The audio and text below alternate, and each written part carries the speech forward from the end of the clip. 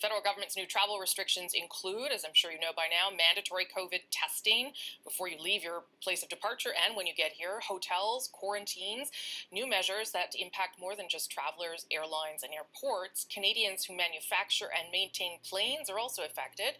Joining me now is Mike Mueller. He's the Senior Vice President of the Aerospace Industries Association of Canada. Nice to see you this morning. Thanks for having me, Rosie. So I think we do often think about all the people who are flying the planes, helping the planes, people at the airports. We don't often think about your industry. So give me a sense of how these new restrictions and overall what we've seen during the pandemic is affecting the people you know. Well, thanks, Rosie, for the opportunity. And maybe just way of background, AIAC represents about 95% of aerospace activity in Canada. And a large portion of what our industry does is build, manufacture, and maintain the planes that your viewers would fly on. So the recent travel restrictions that came out Friday are definitely a concern for us. Whenever the government says that no one should be flying, that obviously has a large economic impact on the aerospace sector. But I also want to make it clear that our sector's first priority is keeping people safe. And that's why our industry stepped up in big ways, both ensuring our airplanes are safe. And Rosie, I should mention that international studies show that the flying portion of travel is safe, but also our industry stepped up to retool production lines to produce ventilators and other personal protective equipment. It truly was an all-hands-on-deck exercise, but the economic impact of these restrictions are large, as much of our industry, as you alluded to, depends on the airlines as they buy our planes and we maintain those planes. So when people aren't flying, airlines aren't buying planes, and maintenance is obviously a lot less. And the effects trickle down, and right now it feels more like a downpour than a trickle.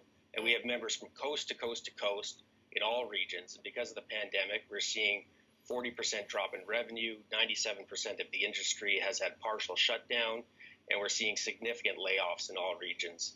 And that's why I was at the Parliamentary Committee last week impressing upon parliamentarians from all parties that the sector needs support. And the support, Rosie, is really to ensure that the 235,000 jobs we support and the skills we have in Canada remain strong. We have an incredibly competitive space, and as other countries are supporting their industries, we need Canada to do the same.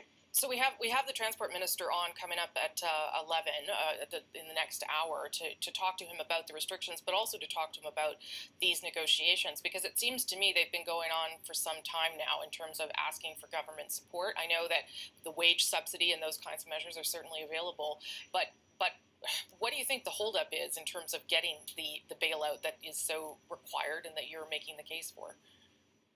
Well, I should say, Rosie, that the government has provided some support, and it's very appreciated. The wage subsidy, which you indicated, has been an absolute lifeline to our industry. And one of the ideas I floated to the House of Commons Committee was to continue the wage subsidy for hard-hit sectors like ours. But we are in a globally competitive industry. Right. Other countries are supporting their industries significantly. If we want to have an aerospace sector in Canada, we need the government to partner with us on both support and an overall strategy. We're the only country out there without a strategy. And I often say a country of 35 million people, there's no real reason we should have such a strong aerospace sector that Canadians can take pride in. And it's because of that government investment and support.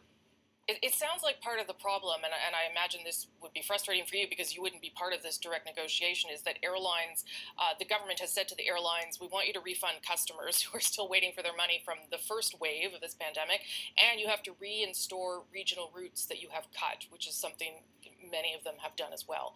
So what are you saying to the airline companies themselves about trying to get to a place where there's agreement with the government? Well, I can't speak for the airlines, and we have very good relationships with their associations also. But I think we all need to work together to ensure the best possible path forward to ensure aviation and aerospace for the future. And from our perspective, it has to include a sector strategy. It has to include support from the government.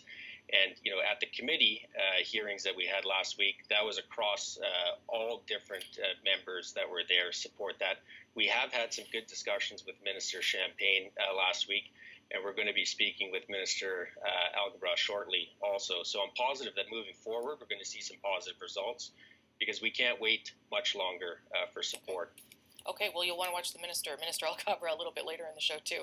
Mike Mueller, thank you so much for joining us. Appreciate it. Thank you, Rosie.